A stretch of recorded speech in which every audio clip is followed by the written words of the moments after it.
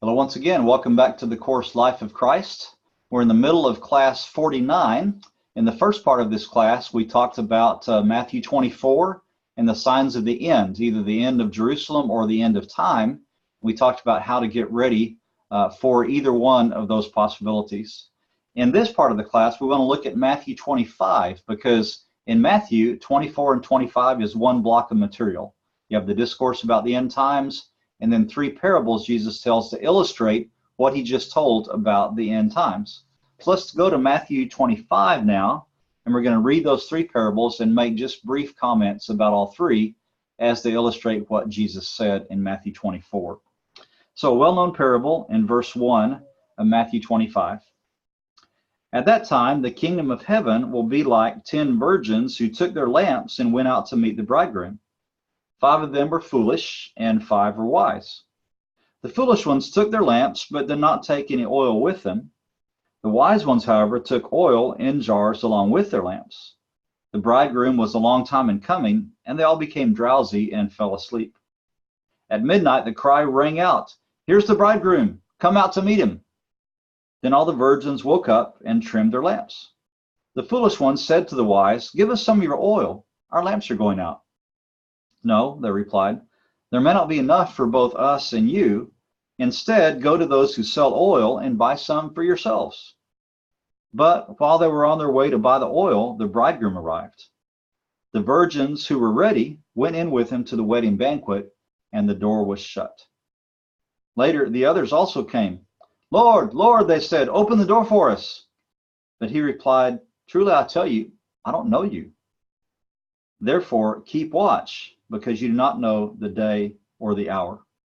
And as is often the case with many of Jesus' parables, the main teaching of the parable is in the last line. If you're a wise virgin or a foolish virgin, the idea is still the same. You need to be ready no matter what, because you do not know the day or the hour. So that underlines what he said back at the end of chapter 24, where he says the angels don't know the hour, the Son of Man doesn't know the hour, only the Father knows the hour this is going to happen. So be ready. Okay, now let's look at just a couple of things that have to do with this story, talking about the lamps they had. You can see how this lamp here that's put on this little shelf in this old house to light the house, you can see it's not very large. And so you can see how it would burn for maybe several hours at the most, and then you'd have to replenish it. And so that's why you would need to have a jar of oil with you to replenish it. Here's some other oil lamps they found. And then here's some of the jars in which you bring extra oil to replenish it when your lamps ran low. So just a little bit of background there to understand that story. Now we go to the parable of the talents in verse 14. "Again, it will be like a man going on a journey who called his servants and entrusted his wealth to them. To one he gave 5 bags of gold, to another 2 bags, and to another 1 bag, each according to his ability. Then he went on his journey.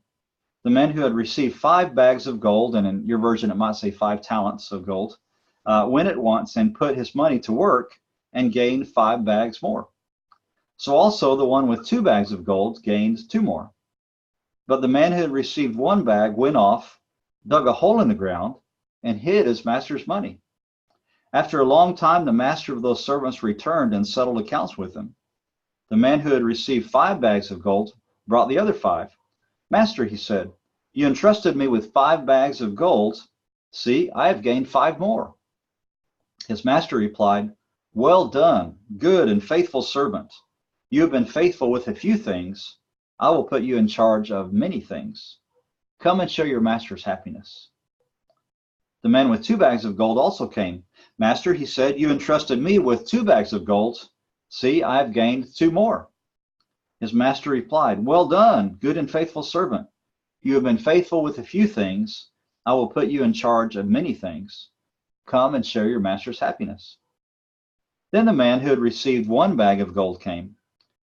'Master,' he said, 'I knew that you are a hard man, harvesting where you have not sown and gathering where you have not scattered seed. So I was afraid and went out and hid your gold in the ground. See, here's what belongs to you.' His master replied, 'You wicked, lazy servant. So you knew that I harvest where I have not sown and gather where I have not scattered seed? Well, then you should have put my money on deposit with the bankers, so that when I returned, I would have received it back with interest. So take the bag of gold from him and give it to the one who has 10 bags. For whoever has will be given more, and they will have an abundance. Whoever does not have, even what they have will be taken from them. And throw that worthless servant outside into the darkness, where there will be weeping and gnashing of teeth. And so the key point, a couple of times here, verses 21 and 29, the one who has been faithful will receive more and enter into the joy of his master. And the ones who are not faithful then lose even what little they have, and they're thrown out into the outer darkness. So just a really simple parable, really straightforward, hard to misunderstand. One point I wanted to point out is that it's interesting to see that what determines the final reward with the master is faithfulness, and it's not the quantity, because you might expect, at least in this world, that the one who had 5 bags and got 5 bags more would get more praise, and the one who got 2 and 2 would get praise, but not as much. But if you look, the master says exactly the same thing to both of these first two, because he emphasizes their faithfulness. It's not the quantities that matter. He wanted to see what was in their hearts and how they worked. And then he punishes fiercely the one who didn't trust in his character and who didn't work at all. And it's also interesting to notice that guy didn't lose anything, right? It's not like he lost the bag of gold. He still gave the same gold back, but the master wanted work and he wanted growth. He wanted faithfulness. He didn't just want his original bag back. And so those are good things to remember as we're thinking about, working in our jobs, working with our families, working in the church, that whatever God's given us, it's not enough just to maintain the status quo. He wants us to be faithful and grow and learn and invest so that the kingdom can expand. Then we have the third parable, even more interesting, in verse 31. When the Son of Man comes in his glory and all the angels with him, he will sit on his glorious throne. All the nations will be gathered before him, and he will separate the people one from another as a shepherd separates the sheep from the goats. He'll put the sheep on his right and the goats on his left. Then the king will say to those on his right, "Come, you who are blessed by my Father. Take your inheritance, the kingdom prepared for you since the creation of the world. For I was hungry, and you gave me something to eat. I was thirsty, and you gave me something to drink. I was a stranger, and you invited me in. I needed clothes, and you clothed me. I was sick, and you looked after me. I was in prison, and you came to visit me." Then the righteous will answer him, "Lord, when did we see you hungry and feed you, or thirsty and give you something to drink? When did we see you a stranger and invite you in, or needing clothes and clothe you? When did we see you sick or in prison and go to visit you?" The king will reply, "Truly I tell you, whatever you did for one of the least of these brothers and sisters of mine, you did for me." Then he will say to those on his left, "Depart from me, you who are cursed, into the eternal fire prepared for the devil and his angels. For I was hungry, and you gave me nothing to eat. I was thirsty, you gave me nothing to drink. I was a stranger, and you did not invite me in. I needed clothes, and you did not clothe me. I was sick and in prison, and you did not look after me." They also will answer, "Lord, when did we see you hungry or thirsty or a stranger or needing clothes or sick or in prison and did not help you?" He will reply, "Truly I tell you, whatever you did not do for one of the least of these, you did not do for me." Then they will go away to eternal punishment, but the righteous to eternal life. Now, this is a really strong parable, and it's one of those that you look at and you feel affirmed and guilty all at once because you can look at these lists about the things that Jesus wants us to do for all the needy around us, and you can remember times when you've done all of those probably, and maybe you've done some of them repeatedly. And you can probably also remember times that you didn't do them, when you had a chance but you skipped it, or you drove past a needy person, or you didn't respond to a plea by mail or, a response at church. And so you think, wow, I don't want to be a goat. I act like a sheep sometimes, but maybe act like a goat other times. And this is pretty serious.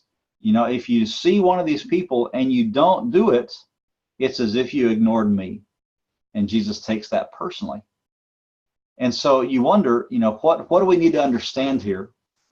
Because I think that we can't go to either extreme of saying, well, I helped somebody once, and so I don't have to help anybody again. You can't think that. And you can't also think, well, I missed one person once, sitting by the side of the street, and so now I'm going to hell. I don't think we can go to either extreme. I think what Jesus wants to see is, what is your general nature? What's your general pattern here for how you respond to people in need? If your general response to people in need is that you generally judge them or think they could do more or think they're lazy or you don't have time or you don't have money or you just can't bother, then that's when you're hard-hearted and probably in danger of risking Jesus' disapproval or anger. But if in general you try to help people that are around you, when you see a need, you try to respond. You can't do it every single time. You can't do as much as you want. But in general, you try to love your neighbor as yourself, then I think we can feel pretty good about it. And the whole idea would be to not let ourselves get burned out like we talk about in the story of the 5,000, where we have this compassion fatigue set in and we stop being generous and helpful and compassionate. That's a challenge. And I think God is the one who has to renew us and keep us fresh, where we still see people and want to help them and not turn hard-hearted and then ignore Jesus himself. So, interesting point. There's a picture that I saw one time, and this is a minister, I think, of an Episcopalian church in a pretty affluent neighborhood. And there was a problem with homelessness in the town, but usually the homeless people didn't come into this affluent neighborhood because the people that lived there kind of made sure the police kept them out. And so this Episcopalian church with this pastor here, he decided to do something about it. So he commissioned a sculpture to be made and to be put out in front of the church of a homeless person sleeping on a bench. Okay? And so he did it, and they placed it, and then people started to drive by the next day. And many people who drove by didn't want to come too close, or the ones that walked by didn't want to come up and talk to this person or touch him or check on him. And so they thought it was a real person, and they didn't really, want to have anything to do with them. And so they start calling the church to let the church know there was somebody out front of their church that was homeless and sleeping on their bench, or they started calling the police. And then they found out it was just a sculpture. And they were kind of revealed. And this pastor, when they interviewed him, he said, we can't ignore Jesus, who is on our streets homeless. And right now we're ignoring Jesus. And so he did this to make people uncomfortable and to make them face the fact that it's not a problem that we get a pass on. We may not can help every single person. We may not have all the answers, but it's a growing problem in many cities. And part of what Jesus says in Matthew 25 is we've got to try to respond as best we can to not only the homeless situation, but any other kind of need. So I thought that was pretty interesting. So we get to the end of this section of Matthew 24 and 25.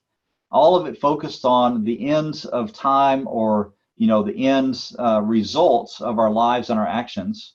And there's some questions perhaps that would be useful for us to think about. One, do you think the end of the world or the end of your life could come today? Okay, and it's talking about, remember back in chapter 24, look at verses 42 through 46. Jesus says this is not known when this is going to happen. Keep watch and understand this could happen at any time. So who is going to be faithful for when the master comes back? I think that most days we don't really believe or act as if we think we could die that day or that the end of the world could come. And so if we did think that, we might make different decisions about how to use our day and our money and our time. And it's a good time to think about, are we ready or not? And if it did end today, then what would I need to change? Where am I ready and feel pretty good about, and where am I not? And then if we did think that the end of the world were coming, like say at the end of this week, then how would that change your plans? And if it would change your plans, then you might think about, okay, so how am I living?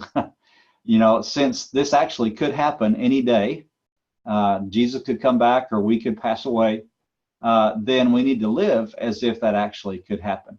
It's okay to make plans for next week and next month and next year. That's normal. But we also need to have in mind that Lord willing phrase, that we're not in charge, and that God can decide at any time to come back or to take us. So some questions for reflection. Hopefully these stories and ideas have been helpful to you. God bless you. We'll see you next time.